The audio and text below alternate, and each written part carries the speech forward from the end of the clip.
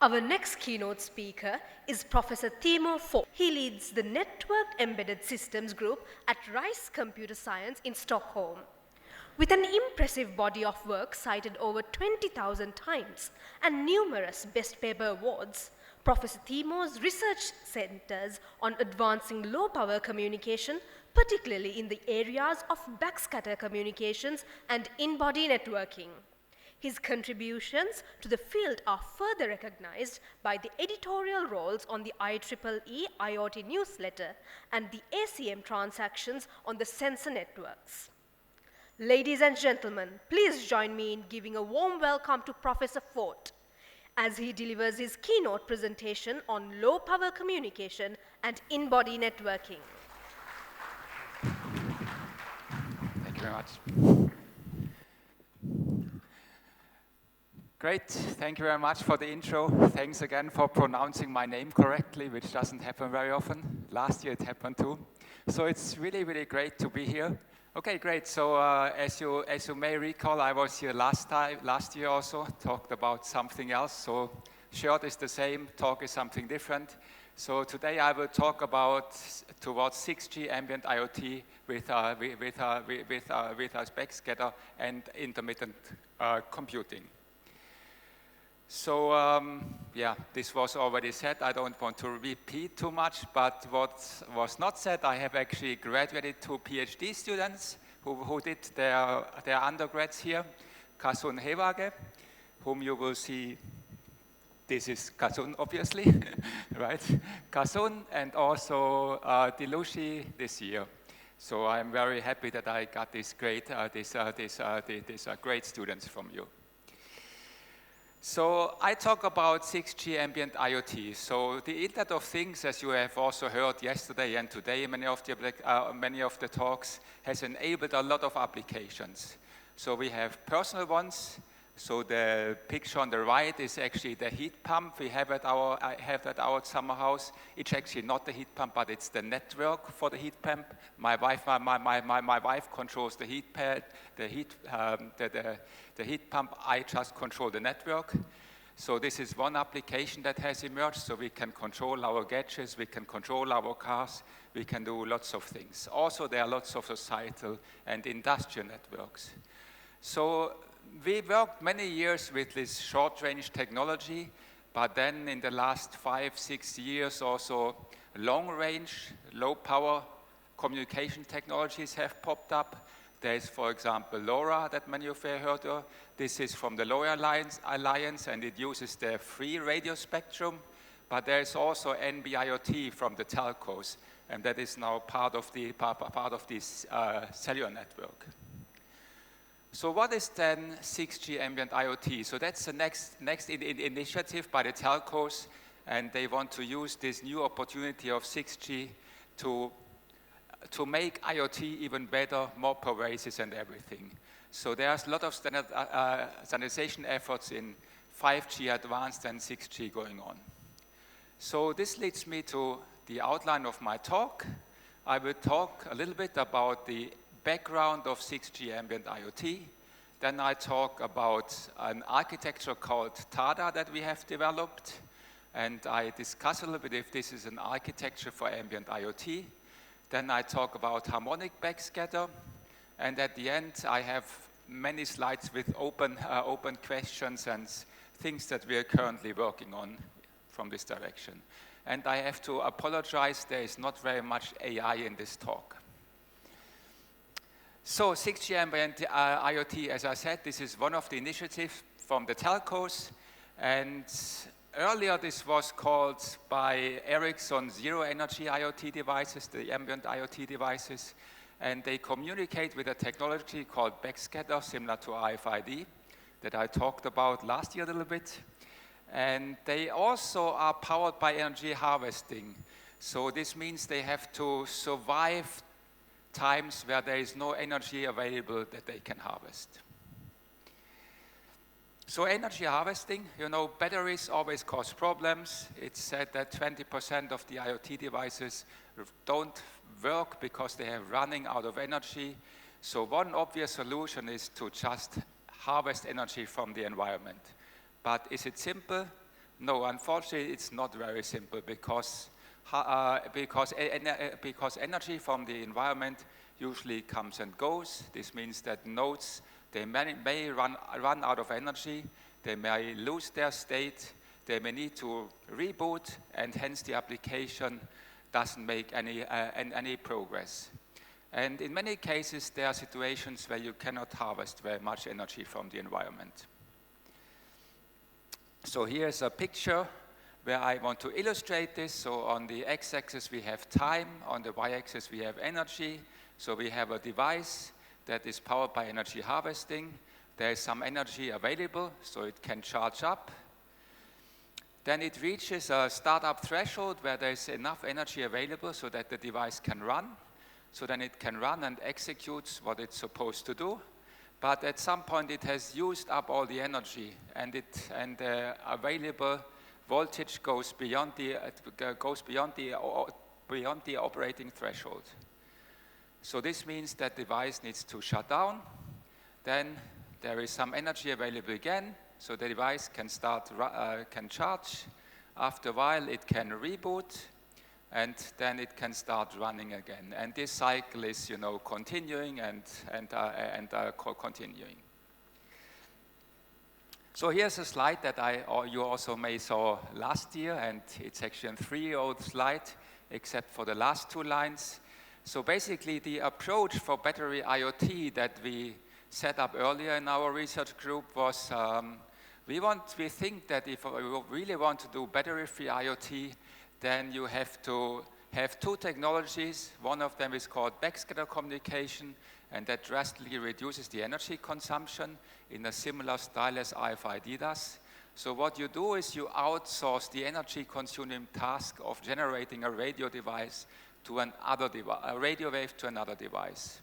So you have a device that generates a carrier wave. This is just a plain radio wave. Then this backscatter tag, it modulates its own data on top of this wave. And then the wave is received by the receiver. Intermittent computing is the other side of the coin. So here what we're trying to do is we try to avoid that we're losing the state when we have to shut down and reboot.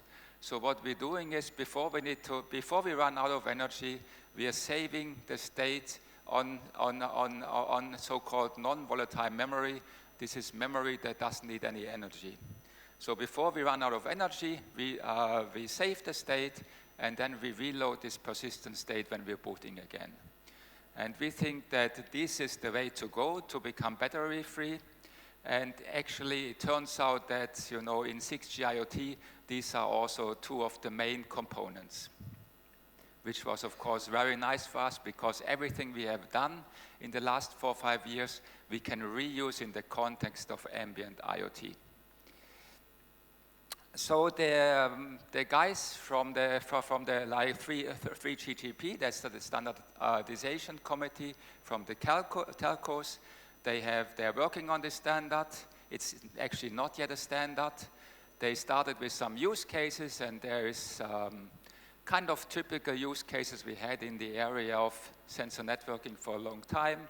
There's the inventory use case, automatic warehousing, logistics, supply chain, etc. Then we have command to activate, deactivate devices, electronic shelf labels, and related things. Trackings to find lost items, positioning, location services, and sensing in smart homes, smart agricultures, and smart grids. So these are the use cases that the guys from 6G Ambient IoT foresee. So you can look here at some of the performance requirements. Very notably is that we have low data rates. The message sizes are not really, really high. But the coverage, I think, is kind of expected to be high if you're looking at the very right column. 500 meters for kind of devices that run with almost no energy is kind of a lot. The latency is, of course, very high compared to what we saw yesterday in 5G, right? They want to have these milliseconds latencies for, electric cars. This is, of course, nothing we have here, right? Instead, we have much higher latencies. On the other hand, we have device densities that are kind of high. So there's two main topologies. One is where the ambient IoT device talks directly to a base station, but then we have also the use cases where we may have a mobile phone that is also taking part in this topology and providing the carrier wave to the ambient IoT device. So here are the three classes of devices that 6G ambient IoT defines. So there is a passive device, device A, that uses backscatter technology, and as you see, the power consumption should be around 1 microwatt, and that's really, really nothing. So I'm not sure if they can do very much with this. And device 2A is a semi-passive device. It uses backscatter. It has a reflection amplifier. This means that the incoming wave, the radio wave, will be amplified. And for this, you need some energy. So the energy consumption of this is a little bit, or the power consumption is expected to be much higher. And then we have a kind of traditional IoT device, an active device that has its own active radio. The energy storage is normally not normal batteries because of the size limitations, but they use capacitor or printed solid-state batteries. Design targets of this, we're trying to run on energy harvesting. We need very low power consumption. They talk about very small sizes, doesn't matter in all applications, and coexistence with legacy 3GPP, which means the normal telco network. And data rates are kind of low 5 kilobit per second, but still they write it's not really clear if such a high data rate is feasible. Emerging trends, so why do we want to collect all of this data? So the purpose of this ambient IoT is really to collect huge amount of data. Digital twins is one thing, right? We heard earlier in the keynote that there may be digital twins even of the human bodies, so that you can find out what medicine you would give to people and if there are any other effects with that. There are also AI-enabled sensors, right? So even so these devices are supposed to be really small and not very powerful, they still think we should run TinyML on this. Then the question is, what do you do on device? What do you do on the real network? And what this, as I mentioned, what this ambient IoT also requires is both intermittent computing and also approximate computing. So in the context of machine learning, approximation means the more energy you have, the more you compute, the more accurate become your results, right? So you start maybe with little energy and some not so very accurate results, but the more energy you gain, the more accurate you can become. And intermittent computing is that you want to survive these periods without energy by saving the state on non-volatile memory and reading it back. Great, so with this background on 6G ambient IoT, I want to present the work that we have done during the last year at Uppsala University. And this work was published at ACM Census, which is our main conference, the top conference where we really want to be. And the paper was presented just 2 days ago in China, but only 12 minutes. And here I can go a little bit longer and tell you a little bit more about this. So TADA is a task decoupling architecture for the battery-free Internet of Things. And the motivation for this work is that today IoT applications have very diverse requirements. Some requires a lot of I/O, input-output processing. If you're taking a picture with a camera, right, then you need to do a lot of I/O. Or you want to communicate a lot with, for example, backscatter communications. Then we have signal processing that requires floating point operations. And also, I mentioned TinyML, right? Today we have also MCUs for these really resource-constrained devices that have a like neural network accelerator, right? So they can also run inference on these really small devices. So what you see on this graph, we are looking at 3 examples, MCU or platforms, a normal ARM Cortex-M4, then an MSP 430, a very resource-constrained MCU that is running very slow but at very little energy, and an ARM Cortex M4 that has an NPU, so that can do neural networking. We're looking at 3 different kind of workloads, right? A floating point arithmetic and 10 kilobit per second backscatter baseband generation for communication, and also machine learning inference. And what you see is on the y-axis how much energy each of these kind of workloads or tasks required. So you want to be very low here. But you can see also that there is no MCU that is good at everything, right? So they all require a lot of energy for a certain task, right? So the MSP430 is not very good when it comes to floating point arithmetic, but for example, the 2 ARM cores, they are not good when it comes to generate the backscatter baseband.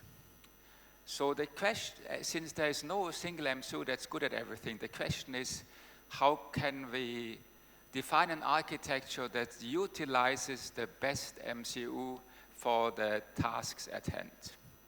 So you have this in mobile phones, right? If you look into a mobile phone, there is also some kind of digital signal processing.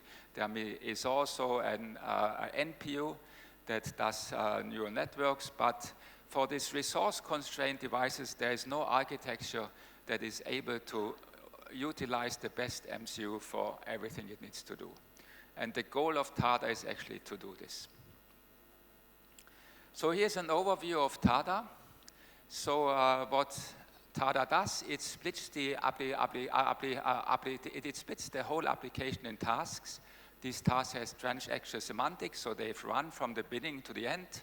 When you take an image, you take the whole image, right, and not stop somewhere in the middle. But the application, this is what we don't provide the service of splitting the application in tasks. That's something that the developer needs to do at this point. And these tasks then exchange data asynchronously through a hardware interconnect that you can see on the top right. And this also has a non-volatile memory. So if there is no energy available, we have the data stored there. And also, this means that since we have this hardware interconnect, we can actually decouple task execution in space, since we're running it on different MCUs. Also, thanks to the hardware interconnect with non-volatile memory, the MCUs need to be active at the same time. So the task execution can be decoupled in time. So let's look at the example. Assume that we're having an application where you first want to take a picture, right? Then on the top left, you would have the right MCU that takes the picture. Once the picture is taken, it stores the pixel values on the non-volatile memory.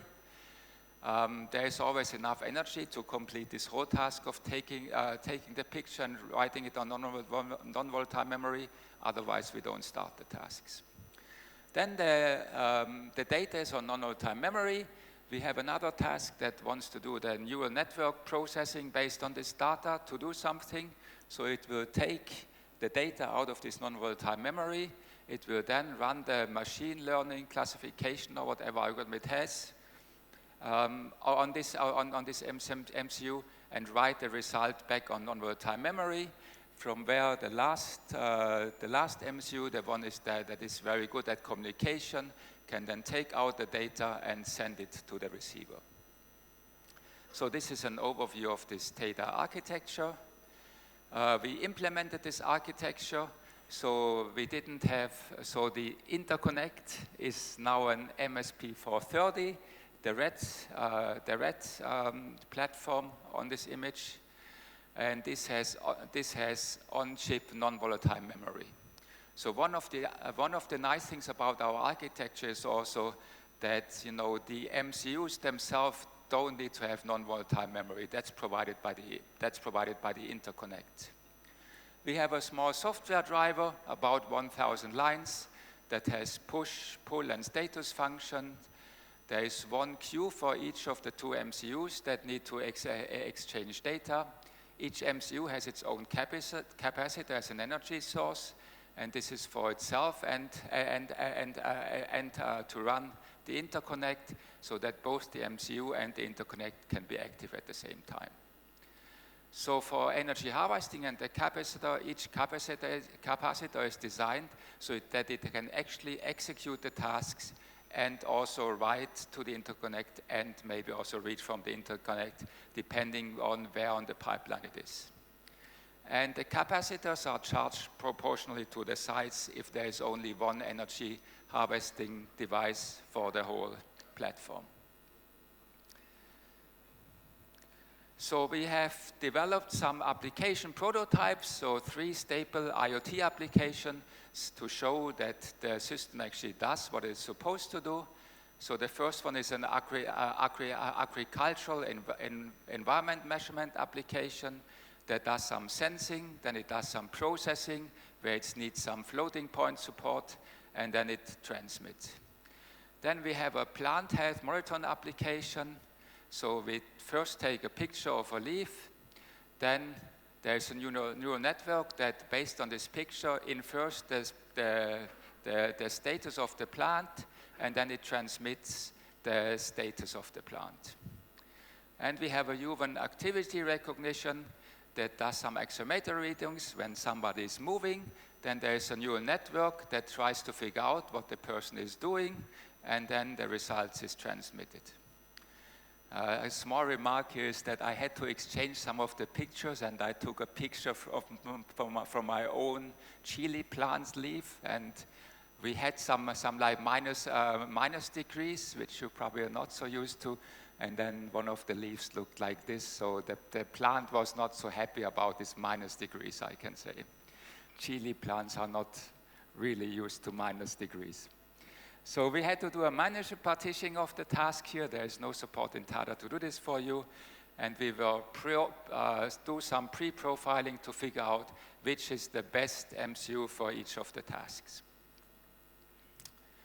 So here are again the application prototypes. We have the agricultural environment monitoring.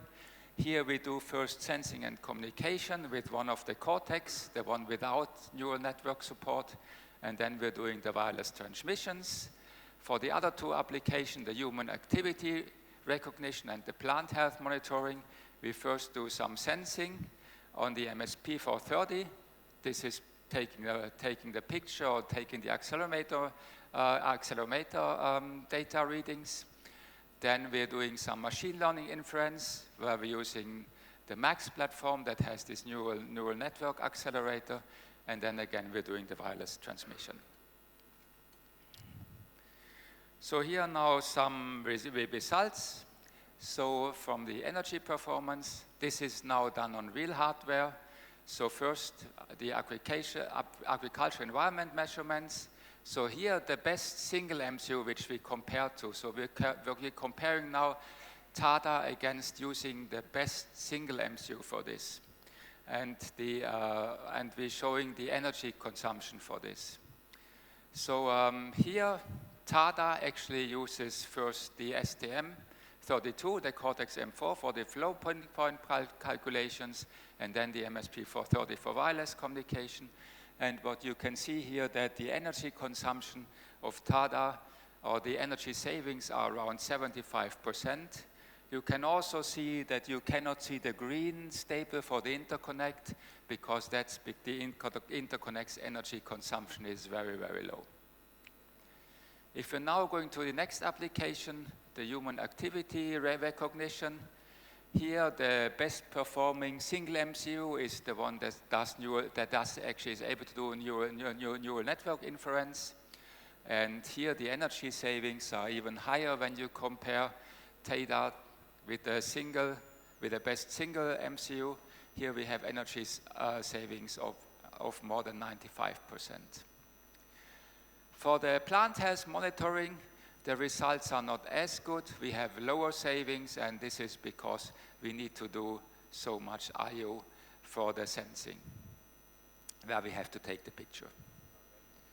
So these were the energy consumptions. We also look at throughput here, and this is important because it's not only about energy consumption, how much energy do you need, it's the question, how effectively can you actually use this energy? And that's what the throughput tells us. So here is the throughput is the number of completed application rounds over time. This means how long does it take a data item to fully traverse the pipeline from the sensing value to being transmitted to a receiver. This was a trace-based evaluation, so we used real-world traces that some other researchers had taken.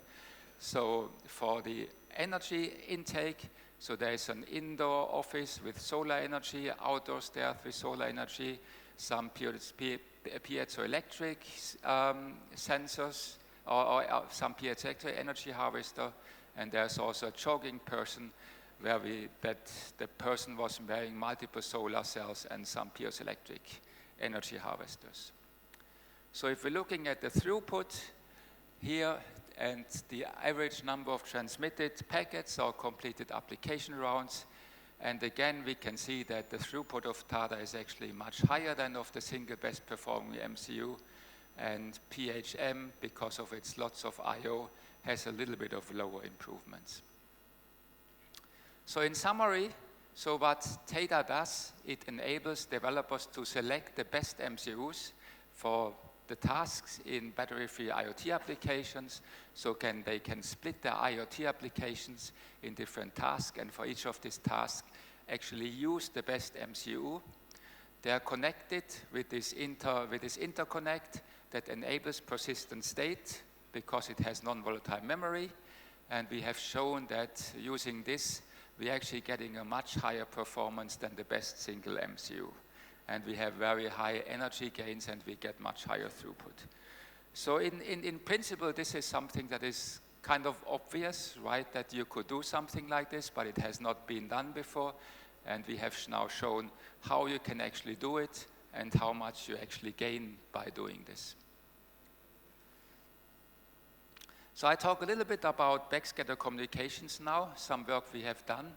So as I said, backscatter communications, you avoid to generate your own radio wave because that's very expensive, but you're using an energy or radio wave that's already around. And if you want to send a 0 or 1, if you want to send a 1, you reflect the existing radio signal. If you want to have a 0, you just absorb the signal. This is kind of the simplest modulation, but there are also much more complex modulations possible. Let me just go on. So now I'll present some work on what we call harmonic backscattering. That's work that we have done with Ericsson together. There's a paper under submission currently now. So what normal backscattering does, it requires carrier leakage suppression. So in principle, you have this very strong carrier wave, and then you have the backscattered signal that is very weak. Now the receiver, like in RFID systems, if you transmit the carrier wave and you receive the backscattered signal on the same frequency, you have to put in a lot of work to distinguish this backscattered signal from the transmitted signal. So what we do in this work, this is more electrical engineering work. So there is first a mathematical model developed, and it is implemented in MATLAB. That's what many engineers always do, and then we evaluate the results. I'll be a bit quick on this, just a little bit again about the motivation and different possible setups. So the first setup is where we have the carrier emitter, which could in 6G contact, it could be the base station that transmit the illumination signal or the carrier wave. So illumination signal is kind of the telco wave for telco word for carrier wave. Then we have the backscatter device on the right-hand side. And rather than backscattering the signal on the same frequency, it uses harmonic, meaning the signal is backscattered on the double frequency. So this is a simple setup, which is called a monostatic setup, but there is also the bistatic setup, where the device that transmits the carrier wave is not the same as the receiver. but still there would be a direct link from the carrier emitter to the receiver, and we can avoid that this is on the same frequency as the illumination signal by using harmonics and double the frequency in that sense. And that's why it's called harmonic backscatter. So I have a slide with the results here. So on the x-axis, you have the signal-to-noise ratio. On the y-axis, you have the bit error rate. That has a little bit disappeared. Sorry, that's the bit error rate.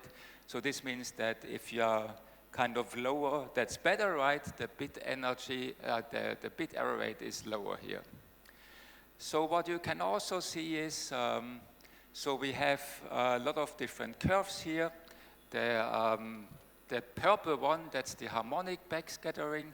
The other ones are the regular backscattering, which with different carrier leakage suppression, right? So if you have very high carrier leakage suppression, that is very costly in terms of energy and components.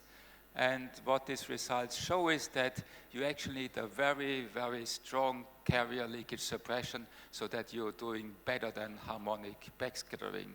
So this shows that this harmonic backscattering is actually very, very useful. So this was kind of I talked about TADA, this architecture for like non-volatile, for devices that live on harvested energy and need to use non-volatile memory. I've talked a little bit about this harmonic backscattering, and one of the things that I think is that this TADA may actually be a really, really nice platform for 6G ambient IoT because it actually has this non-volatile memory. It can also survive times when there is no energy available. Right, you could use harmonic backscattering as kind of the wireless communication task that is there. So this means that TADA could actually be a very nice architecture. For example, it could be a plug-and-play architecture that if you want to use harmonic backscattering, you can use harmonic backscatter. If you want to use another wireless communication, you use another MCU that has support for this. So in this case, TADA could really be a nice plug-and-play architecture. And also these telcos, they usually focus on the communications, right? They do a lot of computations, how efficient is the communication that you do, but they focus not so much on the software that is running on the device. So that's why I think here TADA may actually play a very nice context. The question is it really, really useful? So I'm now coming to lots of open questions that I may have, that others may also have, that may be really nice research questions.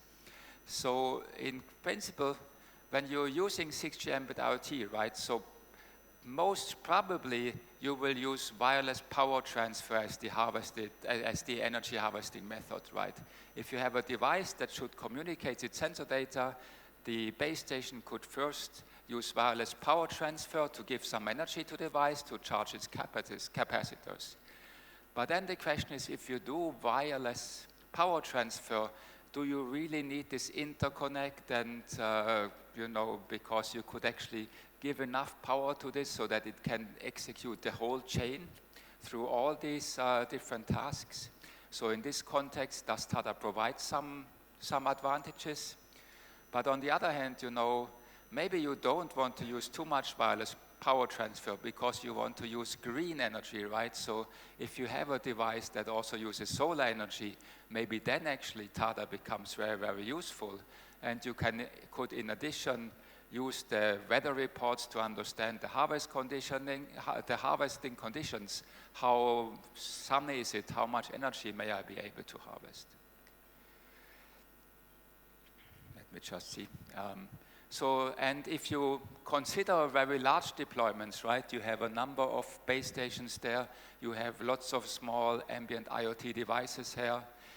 We know that backscatter has a not really large communication range, but wireless power transfer usually has an even shorter communication range. So maybe you can scale this by exploiting that if you have a wireless power transfer from here, it may only reach this device, and this may be only these devices close to the base station. So this means you may actually be able to power several of these devices with different base stations at the same time. So this way you may be able to scale this and use more devices. And you also want to be scalable, so you want to transmit as little data as possible, because then you can schedule another device earlier. So that's maybe one thing why you want to run machine learning on these devices themselves, so that you can reduce the amount of data that you need to send. And this could enable you to do parallel interrogations in a much larger extent. But then the question is, how do you bootstrap this? How do you know which of the devices you are actually reaching without having too much chaos with all the devices, communicating at the same time? Something else that we are looking into, and actually this is Delushi, one of my students from this university here. That's her current work. So she's been working on analog sensor tags. So these are sensor tags that don't even have an MCU, right? They communicate by implementing the sensor value as a frequency shift. So a higher sensor value, a higher temperature would lead to a larger frequency shift. So here the frequency encodes the sensor values. And here one question that we are looking into currently is, if we're having these very small ambient IoT devices, can we actually make this IoT device that is really, really resource constrained itself a gateway for some of these analog sensor tasks that are even more resource constrained? And if we're doing this, how do we handle this carrier wave that we need to transmit the data both from this really resource constrained analog sensor nets, analog sensor tags, to this gateway, and then from the gateway to the base station? How do we doing this? Can we reuse it? Do we need to do some very nice scheduling technique there? So as I said, this is the work that Deluge is currently doing.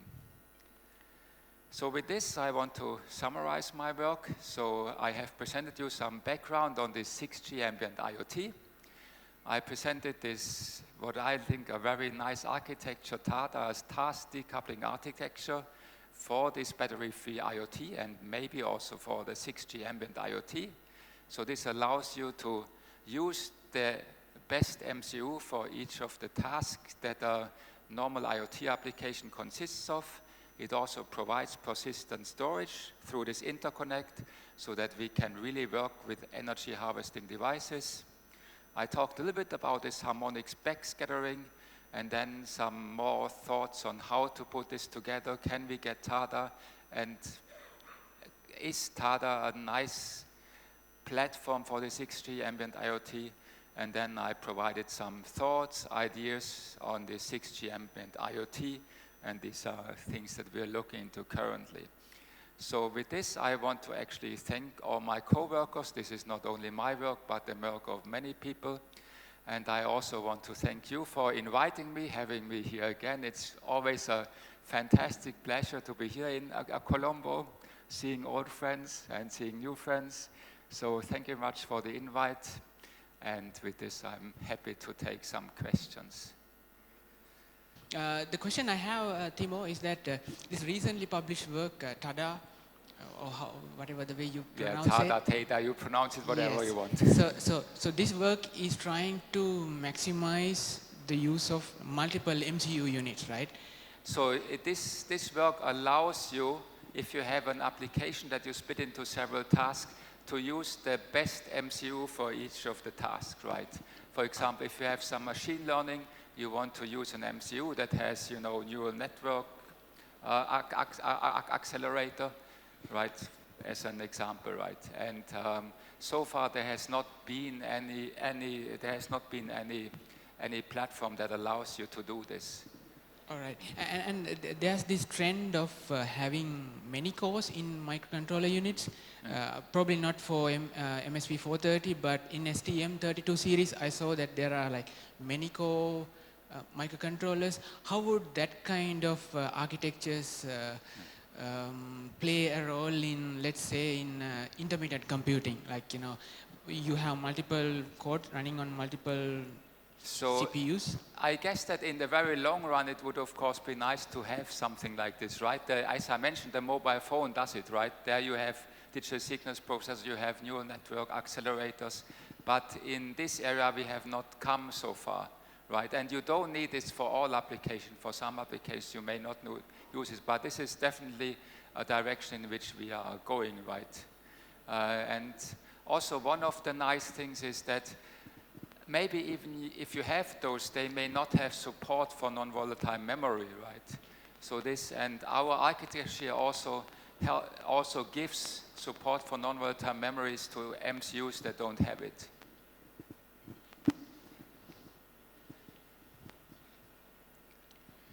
Thank you, sir.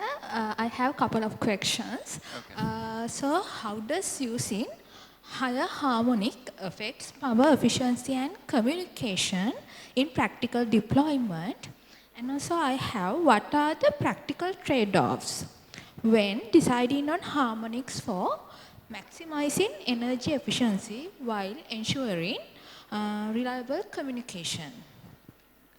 So for your last question, so there is almost no additional energy usage for providing the harmonics, because harmonics are usually generated whenever you do something, right? Harmonics are generated and typically they are not used, they are suppressed. So here we're basically using harmonics that may be generated anyway to communicate. And then what was the first question? How does using higher harmonic affect power efficiency and communication range in practical deployment? Right, so as I said, power consumption, right, that is not affected, but you're right, the higher harmonics, they are obviously at a higher life frequency, and this decreases the communication range. So what we have to pay is, as you probably have correctly thought, is that if we're using higher frequencies, like harmonics are at higher frequency, then we actually decrease the communication range. So I have another question. How scalable is this application? Also, it can support large number of IoT devices. And how does it handle data storage, processing, and retrieval? So what in this case, this is also a very good question. So in this case, you have very resource-limited devices, right? So storage would probably be done at the edge of the network, at the base station, or even further in the network.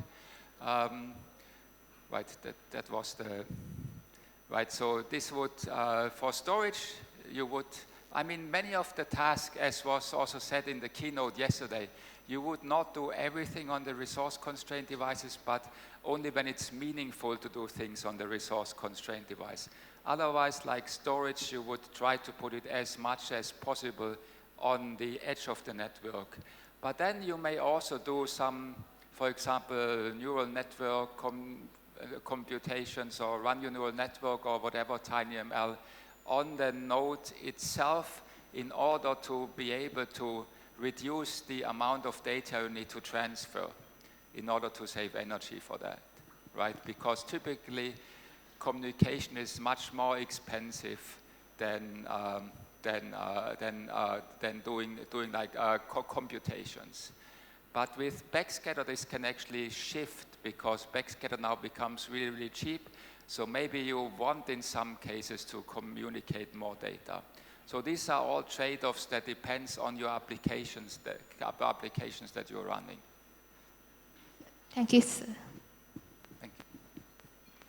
Great, Yeah. then I can add, I did I have not another talk so question. much about machine learning, but there will be lots of, potential to use machine learning in this context.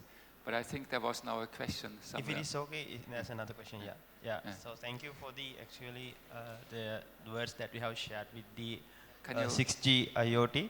So it's very like interesting. So my question is like, I think you have known like Google, they have bought like nuclear power plants for their computing power, and some other companies, the IT giants, they have they have bought like nuclear power plants to like support their data centers.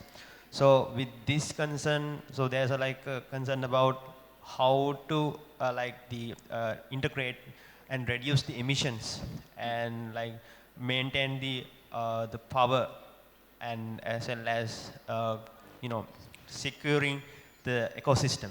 So my question is like, how do you think like how we are going to see like how IoT can uh, balance this carbon computing and as well as maintain the TADA architecture? So do you have any idea with this recent incident? So if you want to reduce power consumption, right, as I tried to say, I mean, you can always use wireless power transfer from a base station that has enough power to power one of these devices.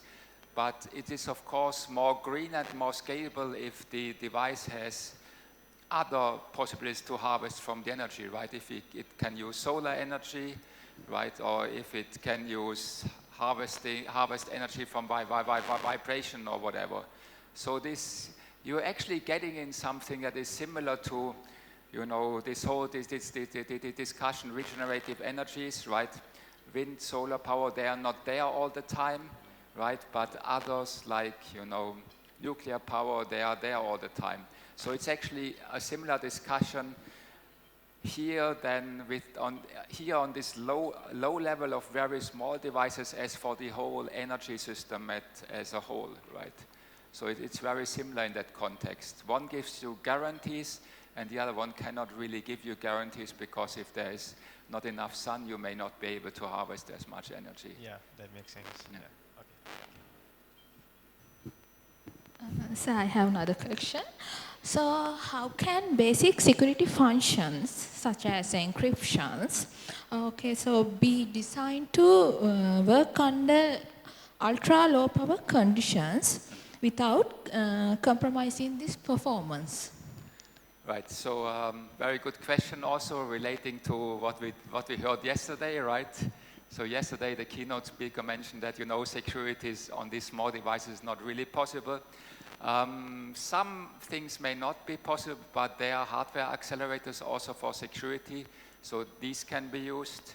And then what can also be used is that you're looking into physical layer security. For example, whenever a device is transmitting, you can, with high probability, distinguish between different devices, because there's always some small discrepancies when the hardware was constructed, and this leads to something you can see in the wireless signal, and this is the so-called radio frequency fingerprinting. So these are technologies like this can also be used not for 100% security, but at least to authenticate with high probability if this device is actually a device that it is supposed to be. One question is, of course, also how much hardware support in terms of trusted execution environments we will have on these small resource-constrained devices.